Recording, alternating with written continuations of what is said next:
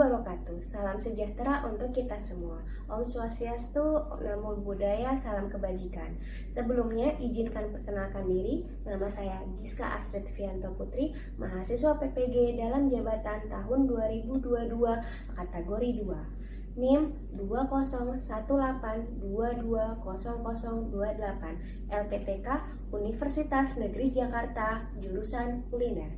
Pada kesempatan kali ini, saya akan memaparkan best practice dengan metode STAR, situasi, tantangan, aksi, dan refleksi yang dilaksanakan di SMKN Negeri 3 Cilegon. Semoga video ini bermanfaat. Pada kesempatan kali ini, saya akan mempresentasikan tentang best practice saya, yaitu menyusun cerita praktik baik menggunakan metode STAR, yaitu situasi, tantangan, aksi, refleksi hasil, dan dampak terkait pengalaman mengatasi permasalahan siswa dalam pembelajaran. STAR yang pertama yaitu situasi. Saya sebagai guru yang mengajar peserta didik di SMKN 3 Cilegon di bidang keahlian kuliner atau tata boga menemukan beberapa permasalahan pada saat pelaksanaan belajar mengajar. Ketika guru sedang memaparkan materi, peserta didik seringkali hilang fokus dan konsentrasinya. Dan ketika pembelajaran pada sesi tanya jawab, peserta didik terlihat tidak konsentrasi dan kurang minat dalam pembelajaran. Hal ini disebabkan oleh, pertama, siswa belum memahami materi sehingga sulit memahami materi pembelajaran. Kedua, guru tidak menggunakan media pembelajaran yang berbasis ICT atau TIPEK. Ketiga, pembelajaran tidak mengaktifkan keaktifan peserta didik. Keempat, pembelajaran lebih sering berpusat pada guru, yaitu teacher center. Kelima, menggunakan pembelajaran yang kurang variatif.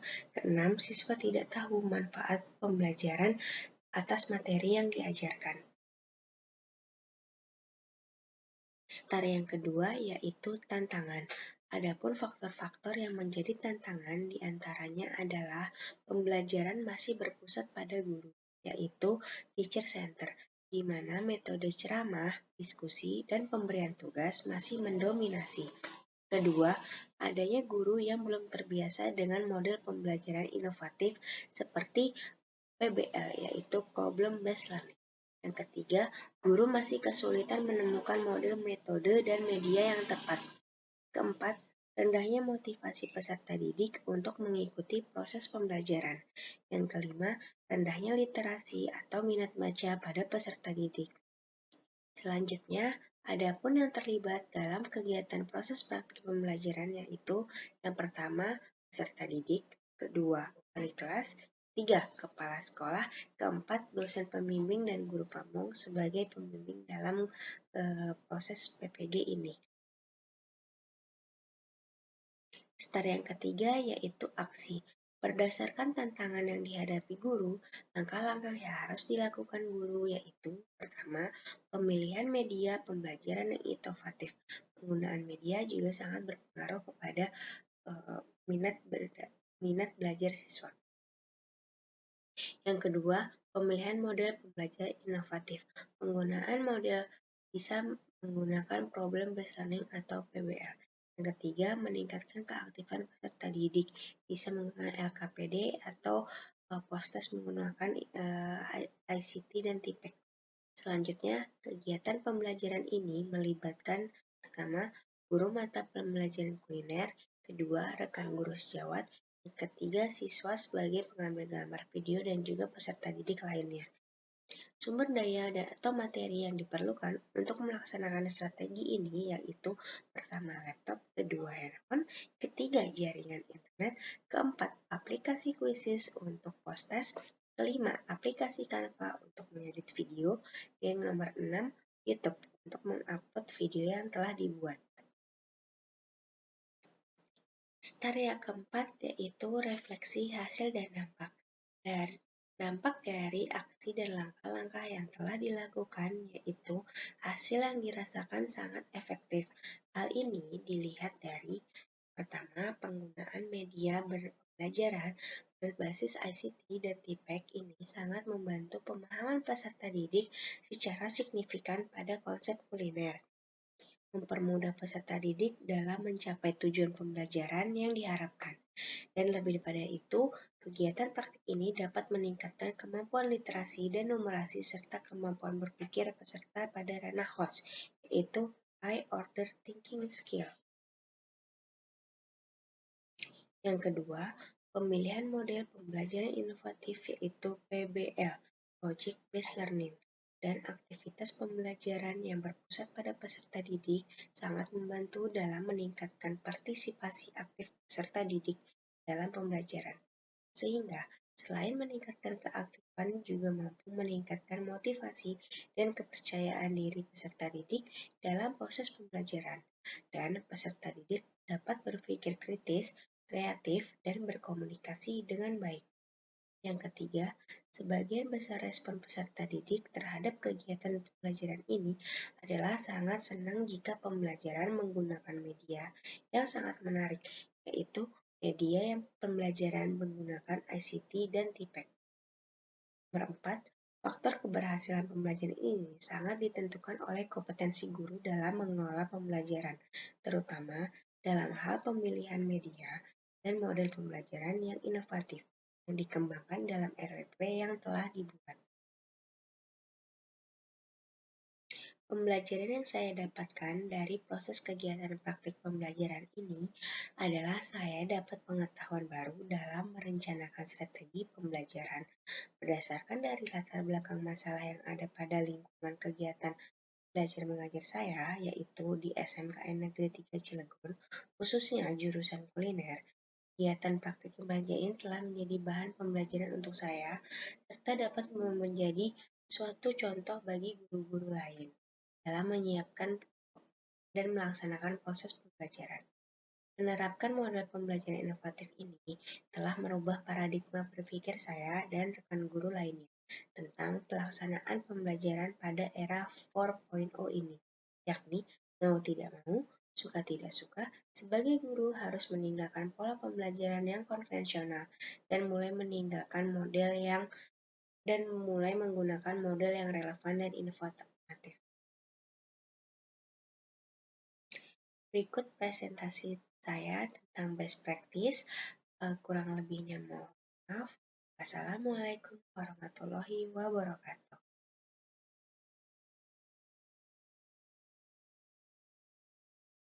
Selamat siang untuk semuanya.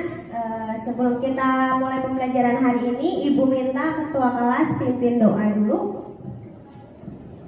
Mari kawan-kawan, sebelum memulai pelajaran pada siang hari ini, berdoa sesuai menurut kepercayaan agama masing-masing. Berdoa mulai. Beri salam. Assalamualaikum warahmatullahi wabarakatuh. Waalaikumsalam warahmatullahi wabarakatuh.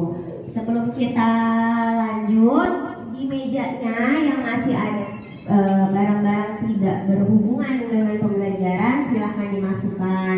Contohnya ada yang makanan, sisa-sisa jajan, terus ada air minum, yang di atas hanya ada alat tulis, buku, laptop, dan Alia Nurul, Amar Meto, Ana Nadia. Hadir semua ya? Ya, alhamdulillahirobbilalamin. Walaupun cuacanya nggak menentu nih, tadi siang panas tadi pagi panas ya kita upacara, sekarang udah mendung lagi. Alhamdulillah kita masih diberi kesehatan. Alia, ibu mau tanya, masih ingat nggak minggu lalu kita belajar tentang apa? Kami melaksanakan praktikum membuat stok pada minggu lalu. Oke, Alia, minggu lalu. Nih, sebelum kita mulai pembelajaran, ibu punya peraturan. Pertama dan paling utama yaitu handphonenya yang belum di silent silahkan di silent dan jangan dipergunakan selama pembelajaran dengan Bu Rizka, kecuali jika diperbolehkan nanti pada saat diskusi kelompok. Pertama yaitu presentasi atau pemaparan materi dari Bu Rizka sendiri, yaitu tentang saus. Yang kedua, kalian akan melakukan diskusi kelompok. Hasil dari diskusi kelompok itu kalian akan presentasikan di depan kelas. Ya, setelah pembelajaran hari ini selesai, di akhir pembelajaran akan ada post test. Oke, Ibu akan bacakan kompetensi dasar dan indikator pencapaian kompetensi yang harus dicapai oleh kalian. Ya, yang pertama yaitu menganalisis. Adapun tujuan pembelajaran, berarti tujuan kita belajar hari ini pertama, peserta didik mampu menjabarkan konsep saus. Itulah yang Ibu bisa bacakan tentang tujuan pembelajaran hari ini. Ada yang bisa bantu jawab, bacakan tentang materi pembelajaran hari ini? Oke Nadia, silakan Nadia. Untuk materi pembelajaran hari ini di antara lain ada pengertian saus, fungsi saus, bahan pembuat saus, alat pembuat saus, penggolongan saus, jenis turunan saus, dan kualitas saus. Oke, terima kasih Nadia. Tepuk tangan dulu dong buat Nadia. Di sini ada 3 gambar yang berbeda. Kira-kira ini gambar apa sih? Spaghetti. Oh, spaghetti. Udah pernah makan spaghetti sebelumnya? Sudah ya. Banyak di yang instan-instan juga sudah banyak dijual di Indomaret, Alfamart itu. Nah, sekarang dari ketiga gambar ini, kira-kira ada nggak sih yang bisa bedain gambar di antara 3 gambar ini? Oke, Yasmin, silakan berdiri. Yasmin, ini kira-kira gambar apa ya 3 gambaran ini? Kan ada 3 gambar spaghetti. Ya. Yang pertama itu gambar spaghetti polos, dan yang kedua itu spaghetti dengan hidangan saus merah, dan yang ketiga spaghetti dengan hidangan saus putih. Oke, Yasmin. Tadi teman-teman kata Yasmin, di sini ada 3 gambar spaghetti, yaitu pertama spaghetti yang polos, kedua spaghetti dengan saus warna merah, dan yang ketiga adalah saus warna putih. Gitu ya Yasmin ya. Oke, Ibu tanya lagi nih, di antara 3 spaghetti ini, kira-kira enakan spaghetti yang polosan atau yang udah diberi bumbu? Ya, berarti enakan yang udah dikasih bumbu dan saus ya. Pasti kita tahu nggak ya arti? Ada yang bisa jawab nggak nih? Oh, silakan Mega. Kira-kira pengertian saus itu apa sih menurut Mega?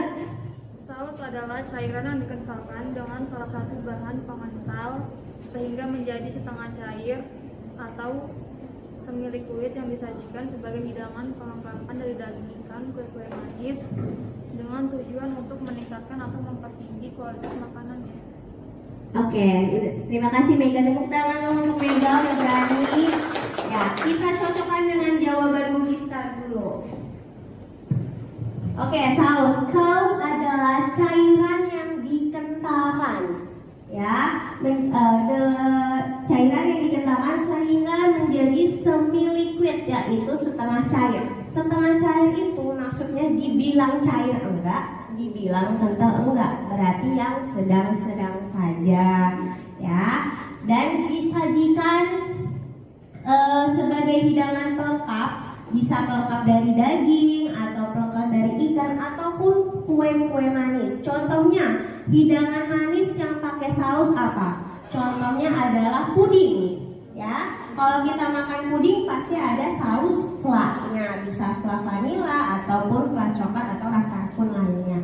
Dan ini pun saus punya tujuannya apa sih? Juga meningkatkan atau mempertinggi kualitas makanan. Itulah pengertian saus menurut Prihastuti Ekawati Ningsih. Lanjut ya, jangan ada yang ngantuk ya. Karena hari sudah semakin siang dan cuacanya sudah mendung, ya pastinya udah mulai ngantuk nih mata-matanya ya. Ya, kita lanjut ke ice breaking biar gak ngantuk. Siap ya?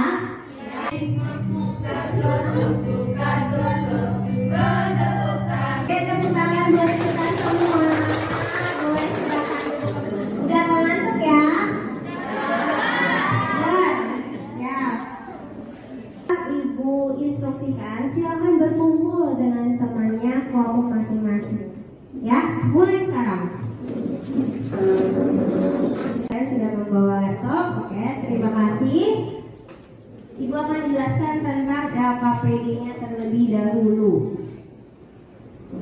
Nah, petunjuk LKPD yang di sini, peserta didik secara berkelompok diminta untuk mengamati video dari YouTube ya terkait faktor kegagalan dalam membuat mayones dan cara mengatasinya. Silahkan kalian tambahkan menurut video itu ada pastinya bahan-bahan dan alat-alat yang digunakan pada saat membuat mayones.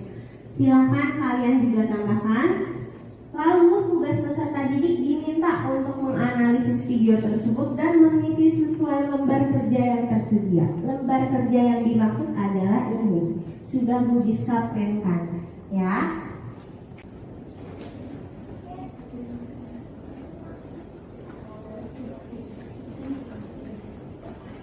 Oke, di depan kalian sudah Ibu bagikan yaitu LKPD, lembar petunjuk peserta didik. Sudah ada instruksinya seperti apa, sudah ada kolom-kolomnya yang tinggal kalian isi. Nanti kalau kalian tinggal scan aja video yang ada di depan. Kalau nggak bisa scan nanti jangan Ibu bisa bagikan di grup WA ya, linknya ya. Jadi kalian bisa tonton.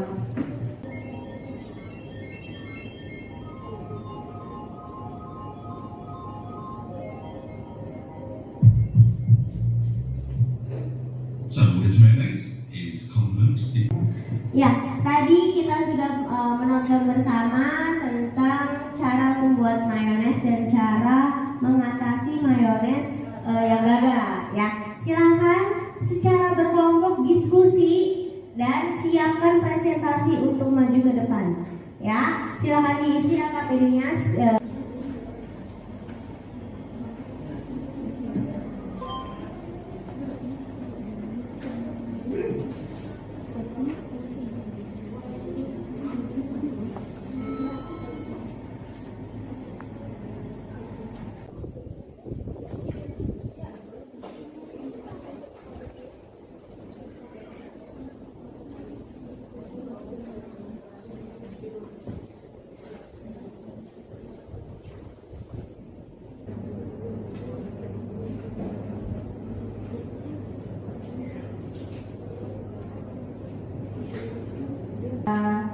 Ibu pilih kepada kelompoknya Ratu terlebih dahulu.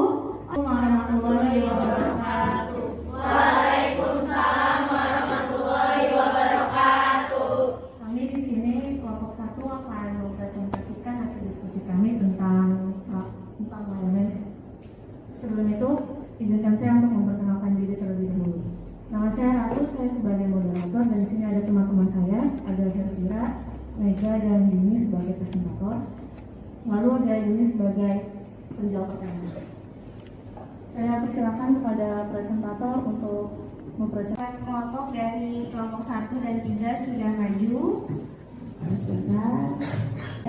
Bisa kan jelasin sedikit ya kesimpulan dari kita refleksi dulu nih dari pembahasan tadi.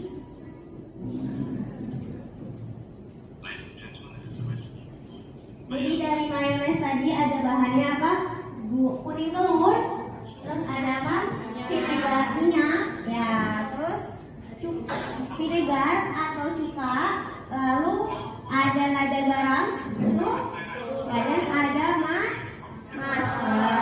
Nah, gimana sih ciri-ciri mayones gagal tadi yang ada di video?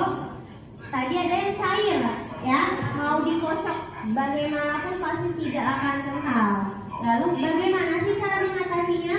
Daripada mayonesnya dibuang, ya, daripada mayonesnya dibuang terus kita bikin dari awal, mending kita pecahkan kuning telur yang baru, ya, pecahkan kuning telur yang baru, dikocok dengan sedikit cuka boleh sampai dia agak mengental.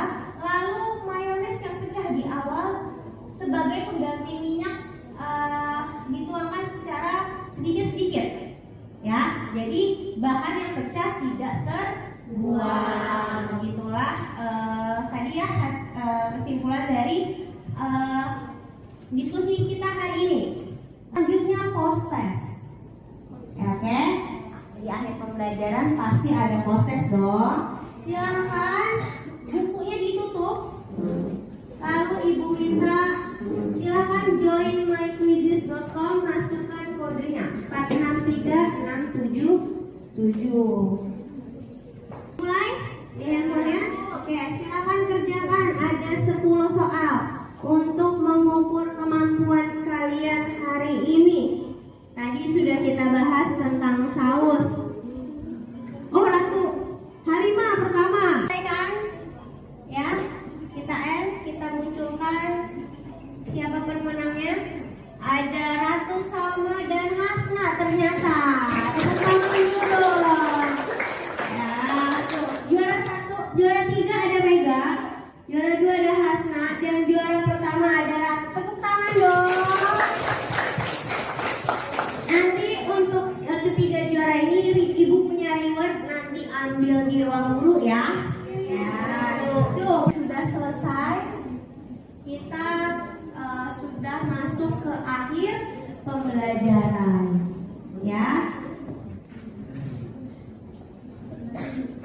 Kita hari ini sudah belajar tentang saus. Tadi teman-temannya sudah teman-teman kita perwakilan sudah ada yang presentasi dan sudah ada tanya jawab juga.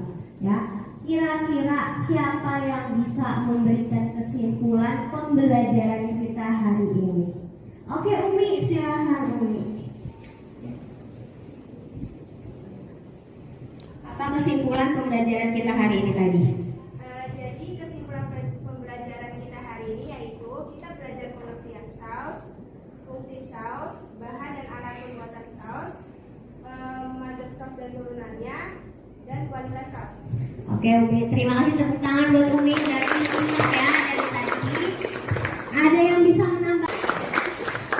Iya, kita sudah sampai ke akhir pembelajaran hari ini. Kita belajar tentang saus. Untuk pertemuan berikutnya kita akan masuk ke pembuatan dioksid, ya.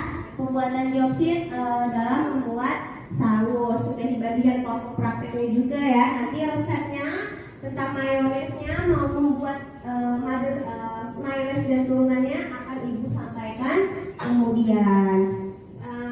Sudah di akhir pembelajaran, Ibu minta kepada KM ketua kelas silakan untuk memimpin doa di akhir pembelajaran kita hari ini.